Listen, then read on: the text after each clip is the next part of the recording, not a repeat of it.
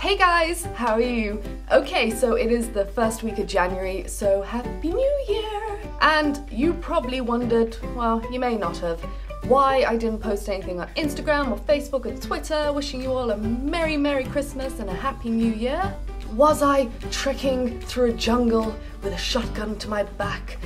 No. Was I climbing mountains, finding undiscovered landmarks? No. Unfortunately, it's a bit more boring than that. I was working, and I really apologise there wasn't a Happy New Year status put out, but in today's video I'm going to go through my best and worst moments of travelling in 2014. Now obviously I can't go through everything that happened because this would be a ridiculously long video, so I have picked my highlights and I hope you enjoy. So unfortunately I'm going to start this video off with a bad moment, which was in January, and I just moved into Blackall, which is in Western Queensland, the outback, and I stuck my finger in a glass washer socket thing and got, electrocuted. So that was fun. However, Blackall did bring some good moments because in February I got to go bareback horse riding with my friend on her property, and not only that, but we got to go swimming with the horsies. I just realised you saw my bra strap.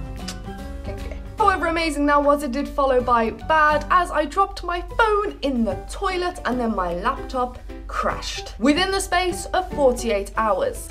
So my budget took a hit and I had to buy a brand new phone and a brand new laptop, which was a nice 4 figures I didn't really want to spend. Carrying on with the outback, to be honest, because it has brought the most amazing experiences into my life here in Australia, is when I got to fly a plane.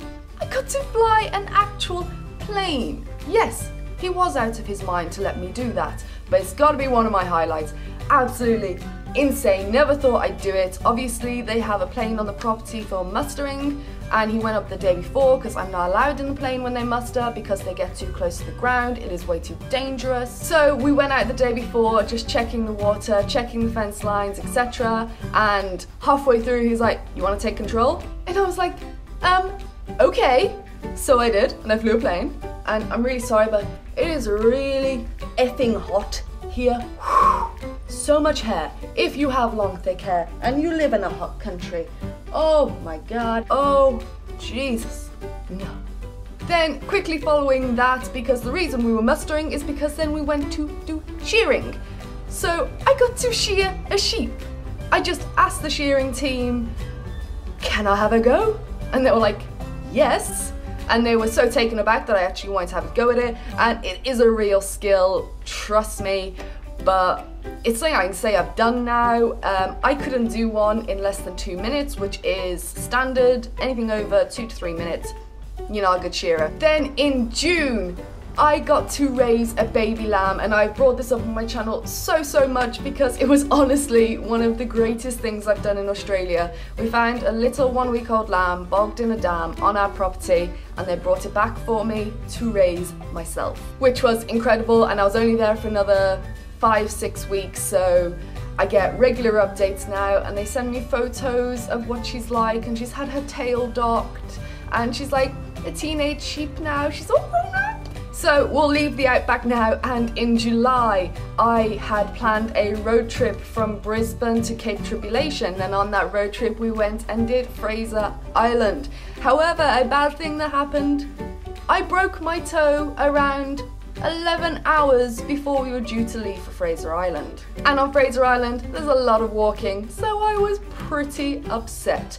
But I powered through, it was fine, just a bit of pain. We had plenty of alcohol, so that's alright. And we hired a 4-wheel drive and took it around the island, and you can watch my Follow Me Around Fraser Island video if you want to see more of our adventures. One of the biggest highlights of my trip in Australia, however, I nearly killed us twice, as we almost had a near fatal crash twice.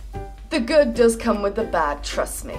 Then as the road trip continued, I went snorkeling in the Great Barrier Reef, which was on my bucket list for so long, and I finally got to do it, which was amazing. The reef is dying and I wanted to see before it's all completely gone, and I did, and that was on our way to Whitehaven Beach, which is in the Whitsunday Islands, and I just did a 1-day tour. but I was always so scared of snorkeling. That's why I've never been able to dive. It's something majorly on my list to do. Get over my fear of not being able to breathe properly. But snorkeling was my first step. I thought if I can do snorkeling and do that for a while, then maybe I can consider diving. So the road trip was great. It was fantastic.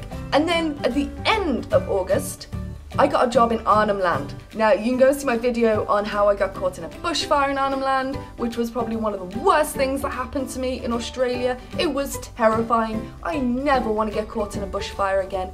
Ever, ever, ever. But it also brought things like seeing crocodiles in their atmosphere because we went out bush hunting, and the fact that I got to work on, you know, an Aboriginal reserve. It's a place most people will never enter ever in their lives. Even Australians can't enter without written permission from the chief elder in Arnhem Land. So it was such a privilege to be there, and I got to learn so much. I got to learn how to live off the land, what fruits are poisonous, what fruits I can eat, all this kind of stuff, how to shoot buffalo, how to skin it, how to get the meat from it, how to cook it, where to find water if you're dropped in the middle of nowhere.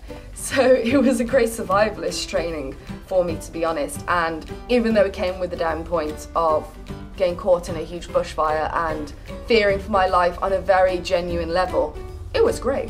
And then in November I went to Indonesia. I finally had a break from Australia.